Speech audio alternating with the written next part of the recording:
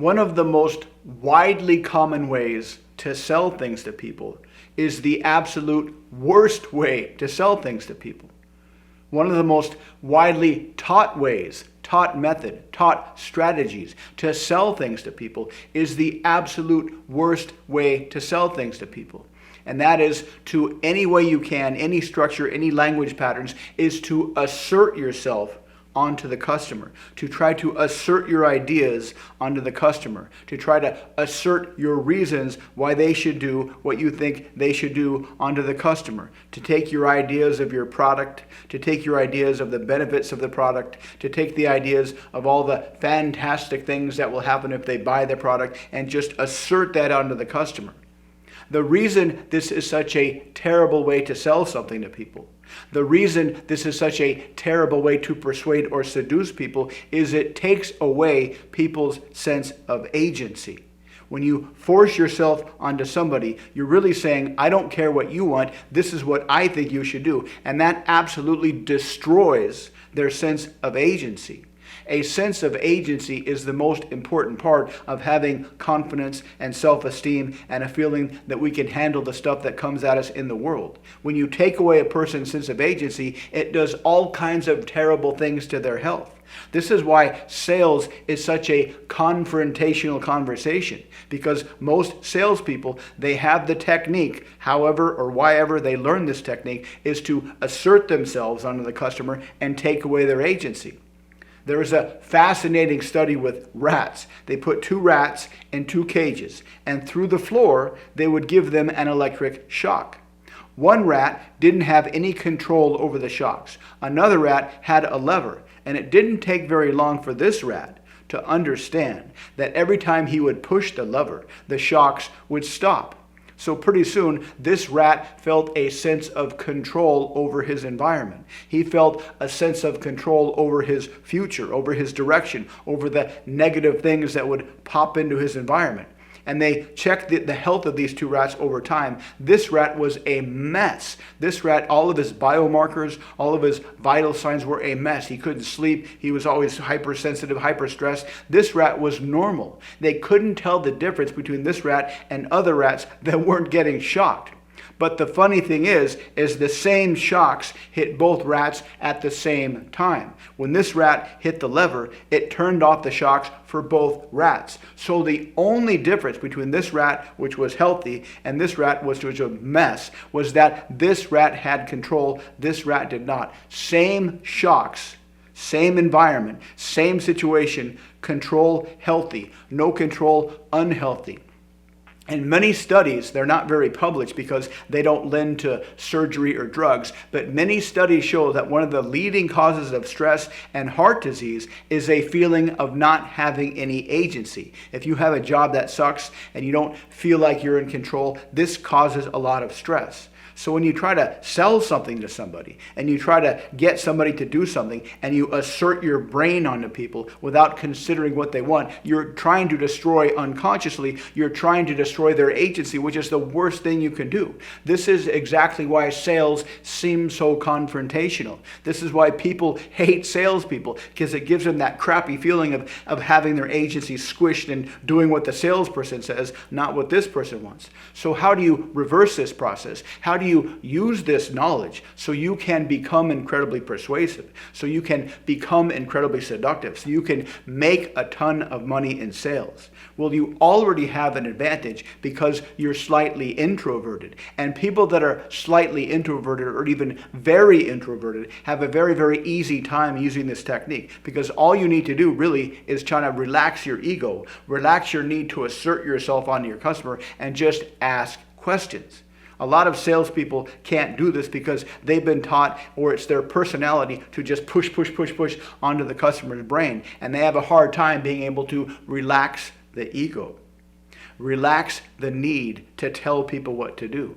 Relax the need to assert what you think they should do into their brain and just find out what they want. But you can ask simple questions that presuppose the customer's sense of agency.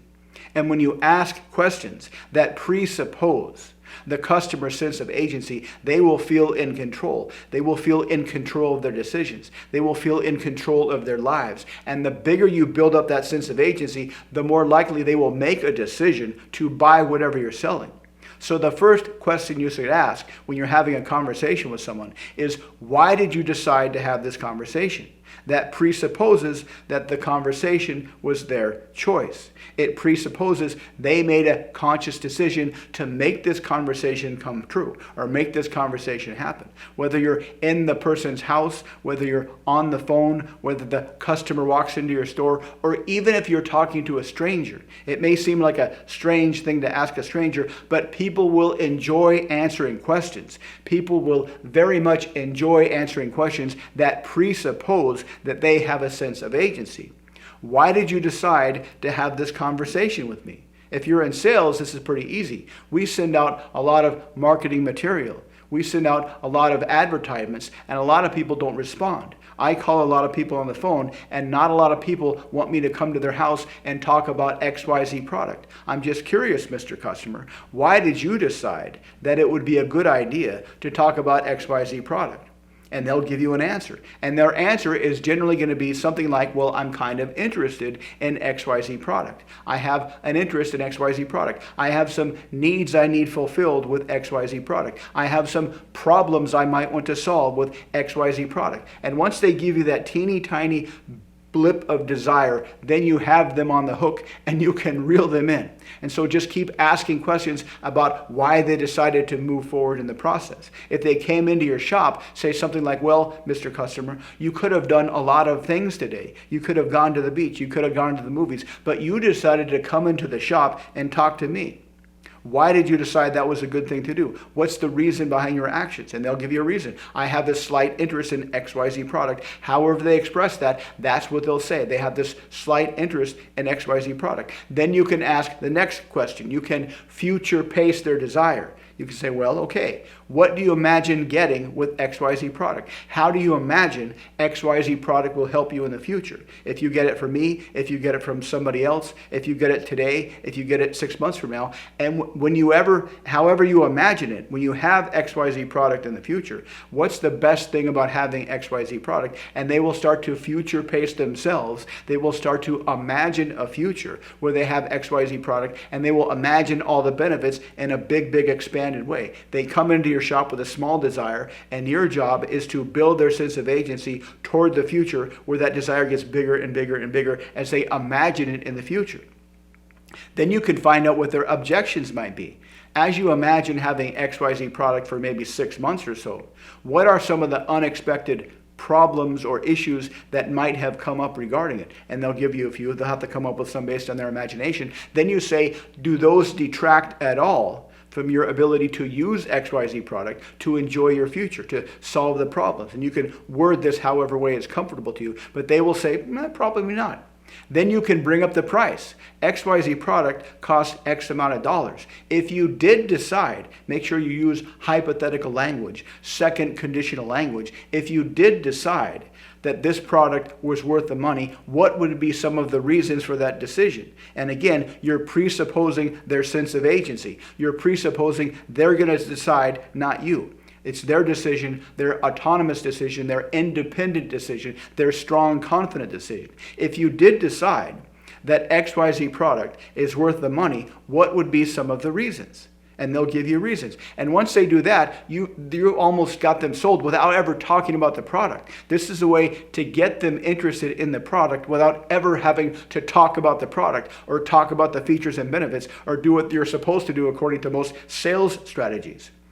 Then you can ask objections in the present. When you think about this right now, are there any things that might keep you from getting XYZ? And if they do give you objections at this point, which they probably won't, since you will have future paced them, these objections will be real objections. These will be things you can work with. These won't be the fake objections they give at the end of the sale, which really mean, I'm not really feeling it, let's end this conversation. These will be real objections that you can overcome. I used to work with this guy. He was the owner of this company. This company made solar panels, not the electric solar panels, but solar panels that were used to heat swimming pools. You had a pump next to the pool, and it would pump water out of the pool. Then it would pump it through these solar panels up on the roof through these small tubes and back into the pool, and the sun would heat the water on the roof. And this would heat up their pool at a very, very cheap price, about 10% of what it would cost if you used natural gas or electricity to heat your pool. So this was a very, very powerful product, but it was like 8 or 9 grand. And so it was kind of a tough sell for people who had just accepted that they were never going to use their pool.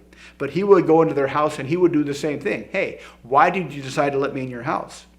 We sent out a lot of flyers to people that have pools, and not a lot of people respond. You responded. What was it that made you respond? What was it that made you think that maybe this might be a good idea? And they would tell him. They would tell him all the reasons they wanted to use their pool. And then he would say, if you imagine getting this product, if you imagine getting this solar heating system for your pool, and you imagine having a pool that is heated year round, what is that like? And he would get them talking about their ideal future regarding a heated swimming pool. And they would talk about having pool parties. They would talk about having friends over. They would talk about hanging out, having barbecues after work, and they would build up this massively rich mental future desire map of what it would be like. Then he would bring up the price. This is $8,000 about, given the size of your roof. How much do you think this is worth the money? If you did decide this is worth the money, what would be the reasons? And they would say, well, this, that, and the other thing. And they would, if you ask the price question after you build up their future desire, then the price is not going to be much of an issue. But if you bring up the price early before they build the desire, they might think the price is big. What you're saying is you're building up the desire first, and the more you build the desire, the more the price goes down.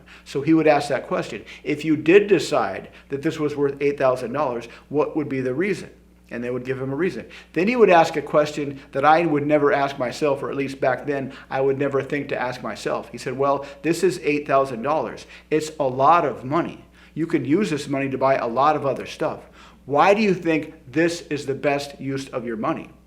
And this is when I started to get nervous. But then they would start to qualify themselves to him. They would start to justify their decision to spend the 8 grand to buy the pool heating system. Because when they're feeling a sense of agency, you're going to be very, very willing to justify your decisions, because it feels good to justify your decisions. When someone asks you why you do things and you're in a good mood, it will feel good to justify why you do things. So he would ask that question. This pool heating system is 8 grand. That's a lot of money. You could buy a lot of stuff for 8 grand. Why do you think this is the best use of your money? If you ask this question after you build out their future desire, they will almost always give you a reason why using that money to buy the product is the best use of their money. And he would close everybody like crazy that way. Then he would sometimes ask for objections if he kind of sensed there was objections. And the only time I saw an objection was one time. He said, well, it looks like this is a perfect match. Now, before we go forward, are there any reasons that would keep you from getting this? And that's when he asked for genuine objections. And only one person has said yes. It was a couple, and they said, well, we have a whole list of home development stuff we want to finish, and the swimming pool is second on the list, so we can't really do this until we get the first thing done. And he said, okay, cool, what's the first thing? And they said, we want to fix our back fence. He said, no problem. How about this? My guys can fix your back fence, then we'll install the heating pool, or the swimming pool system. And they said, oh, I didn't know you could do that. That's fantastic. Yes, he signed the dotted line. And he sold them both a fence improvement product and the swimming pool heating system on the roof. And this guy was completely laid back. He was an older ex-army guy. He'd never pushed. He was always relaxed in his chair, and he would only ask questions. And a lot of times after he sold them a swimming pool, heating system, they would want him to stay in their house and hang out with them. And a few times he would get drunk with his customers and then sleep on their couch because he was just a friendly guy. But he told me once the secret of how you can do this, or how you can think about this. Every person you talk to has a reason for talking to you. And that reason they're talking to you is because they have some kind of a desire for something. They want something. But they have some kind of internal objections. So when you think about selling things to people, don't think about trying to get them to buy something. Think about finding out what their desire is and helping them get their desire. Helping them satisfy their desire, because that's what humans are. Humans are desire-satisfying organisms. When we feel a sense of agency on the road to satisfying desires, that is when we are at our best. That is when we are operating on all cylinders. cylinders. So if you ask questions that elicit their desire, if you ask questions to build their desire, if you ask questions to elicit their sense of agency, to induce a sense of agency, you will have the best possible combination, and they will eagerly buy anything you're selling, and you don't have to get drunk with them if you don't want to. That's it for today. Thanks for watching, and I'll see you next time.